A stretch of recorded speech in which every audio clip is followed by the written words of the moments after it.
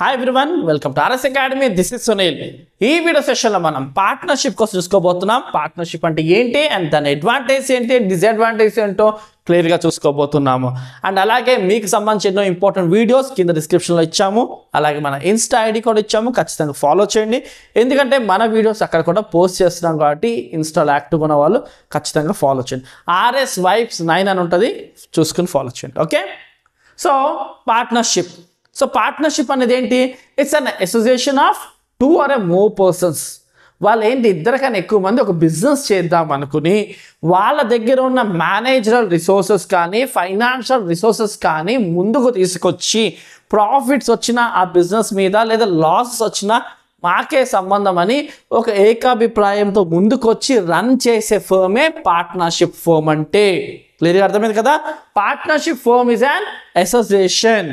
ఇందులో ఇద్దరికన్నా ఎక్కువ మంది ముందుకొచ్చి వాళ్ళ దగ్గర ఉన్న ఫైనాన్షియల్ అండ్ మేనేజరల్ రిసోర్సెస్ని ముందుకు పెట్టి, అంటే ఖచ్చితంగా మా వంతు మేము మీకు సహకరిస్తామని ఒక బిజినెస్ సంబంధించి లాసెస్ ప్రాఫిట్స్ వాళ్ళే భరిస్తారు. ప్రాఫిట్ వస్తే పంచుకుంటారు, లాస్ వస్తే భరిస్తారు. So partnership is an association of 2 or more persons who pool their financial and managerial resources and agree to carry on a business and share its profits or losses.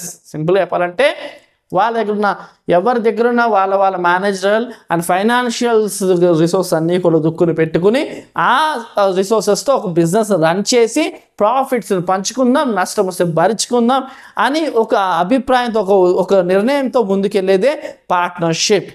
So ఇందులో ఉండే individuals ఎవరైతే ఉంటారో వాళ్ళని partners అని పిలుచుకుంటాము. వీళ్ళందరినీ together partnership firm లేదా firm అని పిలుచుకుంటాము. చూడండి, the persons who form a partnership are individually known as partners and collectively a firm or partnership firm. కలిసికట్టుగానేమో ఫర్మ్ పార్ట్నర్షిప్ ఫర్మ్, ఇండివిజువల్ ప్రతి ఒక్కరిని పార్ట్నర్స్ అని అంటాము. ఇది పార్ట్నర్షిప్ సంబంధించి. దీని అడ్వాంటేజెస్ చూసుకున్న తర్వాత డిసడ్వాంటేజెస్ చూసుకుందాం. So advantages, easy to form. ఇది చాలా ఈజీగా పార్ట్నర్షిప్ ఫామ్ అనేది ఈజీగా ఫామ్ చేసుకోవచ్చు. ఎందుకు అంటే లీగల్ ఫార్మాలిటీస్ చాలా తక్కువ ఉంటాయి. తక్కువ లీగల్ ఫార్మాలిటీస్తో మనము పార్ట్నర్షిప్ ఫర్మ్ని ఫామ్ చేసుకోవచ్చు. కాబట్టి ఏమైపోతుంది, ఈజీగా ఫామ్ అయిపోయి రన్ చేసుకోవచ్చు. చాలా మెయిన్ అడ్వాంటేజ్ అంటే easy to form. So legal formalities ఎంత ఎక్కువ ఉంటే అన్ని చిక్కులు, అన్ని ప్రాబ్లమ్స్, అన్ని హెడ్ఏక్స్ స్టార్ట్ చేయాలంటే హెడ్ఏక్. లాభాలు రావడం నష్టాలు రావడం తర్వాత, అసలు ఫర్మే ఫస్ట్ స్టార్ట్ అవ్వడం అంటే చాలా కష్టం. ఎంత లీగల్ ఫార్మాలిటీస్ ఎక్కువ ఉంటే అంత. సో పార్ట్నర్షిప్ ఫామ్కి అలాంటి తలకాయ పోట్లు చాలా మైన్యూట్లో ఉంటాయి కాబట్టి ఈజీగా ఫామ్ చేసుకోవచ్చు. నెక్స్ట్ అడ్వాంటేజ్ ఏంటంటే అవైలబిలిటీ ఆఫ్ లార్జ్ రిసోర్సెస్. ఇక్కడ సోల్ ప్రొప్రైటర్షిప్లో ఒక్కడే ఉండదు కదా, పార్ట్నర్స్ చాలామంది ఉంటారు కాబట్టి ఎవరికి దగ్గర ఉన్న రిసోర్సెస్ వాళ్ళు ముందు తీసుకొస్తారు. మన డెఫినేషన్లో ఏముంది, ఫైనాన్షియల్ అండ్ మేనేజరల్ రిసోర్సెస్ని ముందు తీసుకొస్తారు. They pool all the financial and managerial resources together to run A business and share A profits and losses.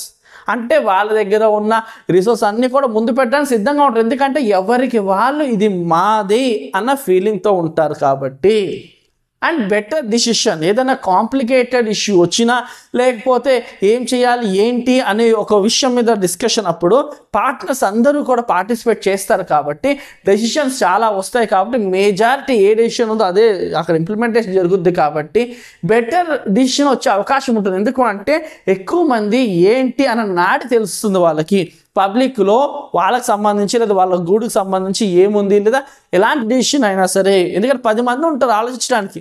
కాబట్టి బెటర్ డెసిషన్ తీసుకునే అవకాశం ఎక్కువ ఉంటుంది. సోల్ ప్రొప్రైటర్షిప్లో ఏ బాధ వచ్చినా అతనే భరిస్తాడు. ఇక్కడ అలా కాదు, ఏదైనా కష్టం వచ్చినా లేదా ఏదైనా కాంప్లికేటెడ్ విషయం వచ్చినా 10 మంది ఆ ఆలోచనలో పార్టిసిపేట్ చేస్తారు కాబట్టి ఖచ్చితంగా బెటర్ డెసిషన్ వచ్చే అవకాశం ఉంటుంది.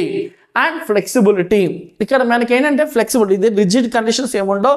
ఎందుకంటే ఎప్పటికప్పుడు వాళ్ళకి ఉన్న ఆ వెసులుబాటు బట్టి సర్కమ్స్టాన్సెస్ బట్టి ఫ్లెక్సిబుల్గా డెసిషన్ అన్నది ఉంటుంది. సో రిజిడ్గా ఫిక్స్డ్గా ఇలానే ఉండాలి అనేవి ఉండదు. డిపెండ్స్ అపాన్ సర్కమ్స్టాన్స్ బట్టి ఫ్లెక్సిబిలిటీ ఖచ్చితంగా అప్లై అవుతుంది పార్ట్నర్షిప్కి. Next sharing of risk. ఎప్పుడన్నా కష్టం వచ్చింది లేదా ఏదైనా వచ్చింది అనుకోండి, ఖచ్చితంగా అది అందరికి పంచుతారు కాబట్టి వాళ్ళకి అంత భారం ఉండదు. ఒక్కలే అంత భరాయించాలంటే చాలా కష్టం అవుతుంది. ఇక్కడ రిస్క్ ఏమవుతుందంటే షేరింగ్ ఆఫ్ రిస్క్ జరగడం బట్టి భారం తక్కువ ఉంటుంది. సో నష్టం వచ్చినా కొంత విత్ స్టాండ్ అయ్యి వాళ్ళు కంటిన్యూ చేయగలుగుతారు. ఫర్ ఎగ్జాంపుల్ కరోనా లాంటి వచ్చిన కండిషన్స్ వచ్చిన పార్ట్నర్స్ ఉంటారు కాబట్టి ఎంతో కొంచెం నిలబడగలుగుతారు. అదే ఒక్కడే ఉంటే అంతా నష్టాన్ని వాడే భరిస్తే రన్ చేయలేడు. సో లాంగ్ రన్ అన్నది కొంచెం వెసులుబాటులో ఉంటుంది. Next keen interest. ఎవరికి వాళ్ళు ఇది మాది అని ఫీలింగ్లో ఉంటారు కాబట్టి ప్రతి ఒక్కరు కీన్ ఇంట్రెస్ట్తోనే వాళ్ళ యొక్క బిజినెస్ చూసుకుంటారు. ఎందుకంటే ఇది మాది అన్న ఫీలింగ్ ఉన్నప్పుడు ఏం బాధ్యతగా చేస్తారు.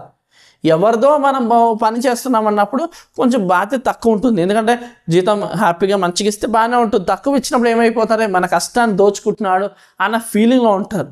అదే ఓన్దనుకో సో ఎంత వస్తుందో తర్వాత విషయం, మాది అన్నప్పుడు దాన్ని మనసు పెట్టి చేస్తారు కదా, అదే కీన్ ఇంట్రెస్ట్ అనేది పార్ట్నర్షిప్లో కనిపిస్తుంది. So here every partner feels as if he is వాళ్ళదే నాది అని రెస్పాన్సిబిలిటీ కూడా అదే విధంగా భుజాల మీద మోస్తాడు. Next secrecy. ఇందులో ఏంటంటే ఏదన్నా విషయం ఉంటే పార్ట్నర్స్ మధ్యలో ఉంటుంది, అంతేకాని ఈ పార్ట్నర్షిప్ వీళ్ళ ఫర్మ్కి సంబంధించి ఏ విషయం కూడా పబ్లిక్గా పబ్లిష్ చేయాల్సిన అవసరం లేదు. సో పబ్లిక్గా పబ్లిష్ చేయాల్సిన అవసరం లేదు. ఏ విషయమున్నా వీళ్ళు 20 మందిలోనే లేదా 10 మందో వాళ్ళ మధ్యలోనే ఉంటుంది. విషయము బయటికి వెళ్ళే ఛాన్స్ ఉండదు. అందుకే సీక్రసీ అనేది మెయింటైన్ అవుతుంది. సో వాళ్ళ డీటెయిల్స్ కానీ ఏది కానీ ఎవరికి చెప్పాల్సిన అవసరం లేదు, పబ్లిష్ చేయాల్సిన అవసరం లేదు. కాబట్టి సీక్రసీ ఖచ్చితంగా మెయింటైన్ అవుతుంది. Next more credit worthiness. So ఇక్కడ చాలామంది ఉంటారు కాబట్టి ఎవరికి తగ్గట్టు వాళ్ళ ఇన్ఫ్లుయెన్స్తో క్రెడిట్ని తెచ్చుకోవచ్చు. సో వాళ్ళ ఇన్స్ట్రుమెంట్స్ని యూజ్ చేసుకుని వాళ్ళు ఏం చేస్తారు, వాళ్ళ చెక్స్ ఏదోటి పెట్టి అమౌంట్స్ అనేది వాళ్ళు క్రెడిట్ అనేది తెచ్చుకోగలుగుతారు. సో పార్ట్నర్షిప్లో అదే బెనిఫిట్ ఏంటంటే ఉన్న వాళ్ళలో ఎవరైనా గట్టి వ్యక్తి ఉన్నాడు, అతను ఇన్ఫ్లుయెన్స్ వాడి వాళ్ళు క్రెడిట్స్ తెచ్చుకోవచ్చు. ఆ క్రెడిట్ వర్తినెస్ సోల్ ప్రొప్రైటర్షిప్తో కంపారిజన్ చేస్తే పార్ట్నర్షిప్కి ఎక్కువ. అర్థమైంది కదా, ఈజీగా ఫామ్ అవ్వచ్చు. అంటే లీగల్గా ఏదైతే ఫార్మాలిటీస్ ఉంటాయో చాలా తక్కువ ఉంటాయి. అండ్ నెక్స్ట్ రిసోర్స్ అనేది చాలా ఎక్కువ ఉంటుంది. ఎవరికి వాళ్ళు మేనేజర్ అండ్ ఫైనాన్షియల్ రిసోర్స్ ముందు పెట్టి ఏం చేస్తే సక్సెస్ అవ్వాలి అని చూస్తారు. కాబట్టి నెక్స్ట్ డెసిషన్ అన్నది బెటర్ డెసిషన్ వస్తుంది. ఎందుకంటే అందరితో ఆలోచిస్తాం కాబట్టి ఆ ఆలోచనలు బట్టి బెటర్ డెసిషన్ బయటకు వస్తుంది. ఫ్లెక్సిబిలిటీ ఉంటుంది, డిపెండ్స్ అపాన్ సర్కమ్స్టాన్సెస్ బట్టి ఇక్కడ ఫ్లెక్సిబిలిటీ డెసిషన్ అనేది ఉంటుంది. అండ్ రిస్క్ అనేది అందరం పంచుకుంటాం కాబట్టి బర్డన్ అనేది తక్కువ ఉంటుంది. ఎవరికి వాళ్ళు కీన్ ఇంట్రెస్ట్తో బిజినెస్ని రన్ చేయాలని చూస్తారు. నెక్స్ట్ సీక్రసీ ఉంటుంది. ఇక్కడ ఏ విషయం కూడా మనం పబ్లిష్ చేయాల్సిన అవసరం లేదు, కేవలం పార్ట్నర్స్ మధ్యలోనే ఉంటుంది కాబట్టి సీక్రసీ అనేది మెయింటైన్ అవుతుంది.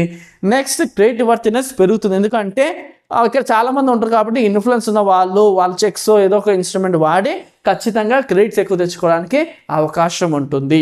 Coming to disadvantage. ఎంత మంచిదైనా సరే అందులో ఖచ్చితంగా ఎన్నో కొన్ని లోపాలు ఉంటాయి. అలాగే పార్ట్నర్షిప్లో కూడా డిసడ్వాంటేజ్ ఉన్నాయి. అందులో మొదటిది అన్లిమిటెడ్ లయబిలిటీ.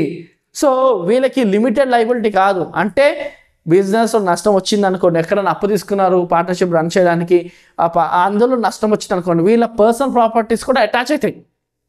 కాబట్టి అన్లిమిటెడ్ లయబిలిటీ, లిమిటెడ్ లయబిలిటీ కాదు, అన్లిమిటెడ్ లయబిలిటీ. నష్టం వస్తే వాళ్ళ ఆస్తులు కూడా వీళ్ళకి అటాచ్ అవుతుంది. కాబట్టి అన్లిమిటెడ్ లయబిలిటీ అది చాలా మెయిన్ డిసడ్వాంటేజ్. పార్ట్నర్షిప్ ఫర్మ్లో చెప్పుకోవాలన్న మెయిన్ డిసడ్వాంటేజ్ అదే.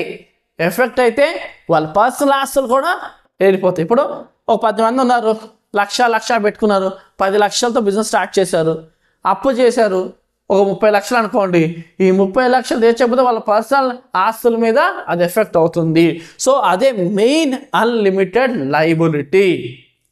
అండ్ నెక్స్ట్ స్టెబిలిటీ ఉండదు. పార్ట్నర్షిప్ మధ్యలో గొడవలు రావచ్చు, లేదా ఎవరైనా పార్ట్నర్ చనిపోయినా అక్కడ ఏమైపోతుంది, పార్ట్నర్షిప్ ఫామ్ అయిపోయి అక్కడ ఫుల్ స్టాప్ పడిపోతుంది. సో ఇన్స్టెబిలిటీ ఎక్కువ ఉంటుంది. సో స్టేబుల్గా రన్ అవుతుంది. ఎందుకంటే పార్ట్నర్షిప్ ఫామ్లో ప్రాబ్లం ఏంటి అంటే మనకి పార్ట్నర్స్ ఇన్సాల్వెన్సీ వచ్చినా, వాళ్ళు ఎవరైనా బ్యాంక్రప్ట్సీ చేసినా, లేదా వాళ్ళు ఇన్కెపాసిటీ రన్ చేయలేకపోయినా, చనిపోయినా అప్పుడు ఫుల్ స్టాప్, ఇంకా పార్ట్నర్షిప్ అక్కడితో ఆగిపోతుంది. ఇన్స్టెబిలిటీ ఉంటుంది. Next limited capital. ఇప్పుడు లిమిటెడ్ క్యాపిటల్ ఏంటి, జనాల దగ్గర నుంచి పబ్లిక్ ఆఫరింగ్స్ తీసుకోవడానికి ఉండదు. కేవలం ఉన్న పార్ట్నర్స్ దగ్గర ఎంత వీలుంటే అంత వాళ్ళు ఇచ్చిన సోర్సెస్తోనే రన్ చేసుకోవాలి తప్ప పబ్లిక్లోంచి మనం తీసుకోవడానికి ఉండదు. పబ్లిక్ కంపెనీకి సంబంధించి ఎలాగైతే పబ్లిక్ ఆఫరింగ్ తీసుకుంటారో అలాగా ఇక్కడ తీసుకోవడానికి ఉండదు. సో కేవలం పార్ట్నర్స్ ఇచ్చే ఏదైతే సోర్స్ ఉందో ఆ సోర్స్తోనే ఆ క్యాపిటల్తోనే రన్ చేయాలి కాబట్టి limited capital. And next possibility of conflicts. So okay mind set ఉన్న వాళ్ళు ఉంటే పర్లేదు పార్ట్నర్స్ అన్న వాళ్ళు. సో ఒక్కో మైండ్ సెట్తో ఉన్న వాళ్ళు ఎవరన్నా ఉన్న వేరే డిఫరెన్స్ మైండ్ సెట్ వాళ్ళు అనుకో ఇంకా అక్కడి నుంచి గొడవలు గ్రూప్స్లో ఫామ్ అయిపోతారు. వీళ్ళు అన్నది వాళ్ళు ఎస్ అన్నది నో అంటారు, నో అంటే ఎస్ అంటారు. ఇలాగ బిజినెస్ ఎదగడం కన్నా వీళ్ళు గొడవలు ఎక్కువైపోయి సక్సెస్ రేట్ అనేది తగ్గిపోతుంది. So possibility of conflicts not always. So ప్రతిసారి గొడవలు అయితేనే కాదు, ప్రతి పార్ట్నర్షిప్లో గొడవలు అవ్వడానికి ఎక్కువ ఛాన్స్ ఉంది. కానీ different set of mind people ఉంటారు కాబట్టి వాళ్ళ మైండ్ సెట్కి ఎప్పుడైతే మ్యాచ్ అవ్వదో గొడవలు అవుతూ ఉంటాయి. Next non transferability of shares transfer అవ్వవు. అది మెయిన్ ప్రాబ్లం. సో మనకి సాధారణ పబ్లిక్ కంపెనీలో అనుకోండి షేర్స్ అనేవి ట్రాన్స్ఫర్ అవుతాయి, కానీ ఇక్కడ అలా కాదు. ట్రాన్స్ఫరబిలిటీ ఆఫ్ షేర్ ట్రాన్స్ఫర్ జరగదు ఇక్కడ. అది మెయిన్ డిసడ్వాంటేజ్ పార్ట్నర్షిప్కి. నెక్స్ట్ డిలే ఇన్ డెసిషన్ తీసుకోవడం చాలా డిలే అవుతుంది.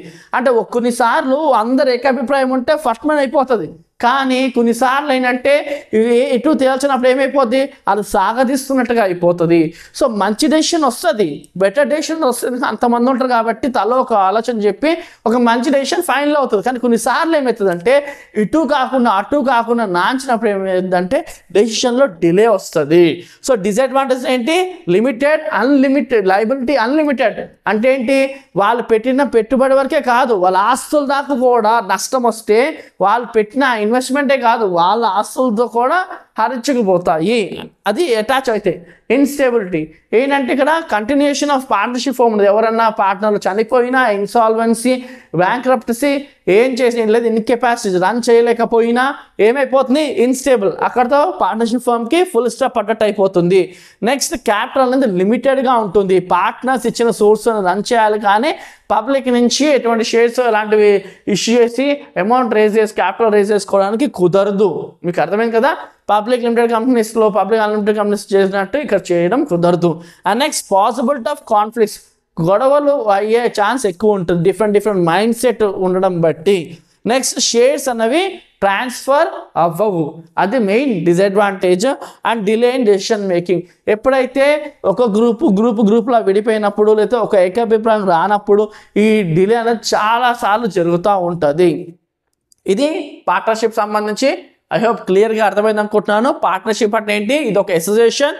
ఇందులో ఇద్దరు కానీ అంతకు మించి కానీ ఒక పూల్ లాగా అంటే ఒక చేరుకుని వాళ్ళ దగ్గర ఉన్న మేనేజరియల్ అండ్ అలాగే వాళ్ళ దగ్గర ఫైనాన్షియల్ రిసోర్సెస్ని ముందు పెట్టి ఒక బిజినెస్ సక్సెస్ఫుల్గా రన్ చేయడమే పార్ట్నర్షిప్ అంటే. ఈ పార్ట్నర్షిప్లో ఉన్న ఇండివిజువల్ని పార్ట్నర్స్ అని పిలుచుకుంటాము అండ్ ఈ ఫర్మ్ని పార్ట్నర్షిప్ ఫర్మ్ అంటాం. అడ్వాంటేజ్లో easy to form and resource ఎక్కువ ఉంటాయి, డెసిషన్ బెటర్గా ఉంటుంది, ఫ్లెక్సిబిలిటీ ఫార్మేషన్లో ఉంటుంది, రిస్క్ అందరూ షేర్ చేసుకుంటారు, అందరికీ కీన్ ఇంట్రెస్ట్ ఉంటుంది, సీక్రెసీ మెయింటెనెన్స్ జరుగుతుంది అండ్ ట్రేడ్ వర్తినెస్ ఎక్కువ అవుతుంది. డిసడ్వాంటేజ్ చూసుకుంటే లయబిలిటీ చాలా అన్లిమిటెడ్గా ఉంటుంది, పర్సనల్ ఆస్తులు కూడా అటాచ్ అవుతాయి, ఇన్స్టేబుల్గా ఉంటుంది, క్యాపిటల్ లిమిటెడ్గా ఉంటుంది అండ్ గొడవలు అయ్యే ఛాన్స్ ఎక్కువ ఉంటుంది అండ్ షేర్స్ అనేది ట్రాన్స్ఫర్ అవ్వవు. అండ్ నెక్స్ట్ డెసిషన్ మేకింగ్లో చాలా డిలే జరుగుతుంది. సో ఇది పార్ట్నర్షిప్ కోసం. అండ్ ఎవరికైనా స్క్రీన్ షాట్ కావాలంటే స్క్రీన్ షాట్ తీసుకోండి. సో ఐ హోప్ ఈ వీడియో మీకు చాలా హెల్ప్ అయింది అనుకుంటున్నాను. మీకు సంబంధించిన వీడియోస్ ఏం కావాలో కింద కామెంట్ సెక్షన్లో మెన్షన్ చేయండి. #RS Academy అని ఖచ్చితంగా మా వీళ్ళంత వరకు ఆ వీడియోస్ మీకు అందించడానికి ట్రై చేస్తాం. Thank you for watching.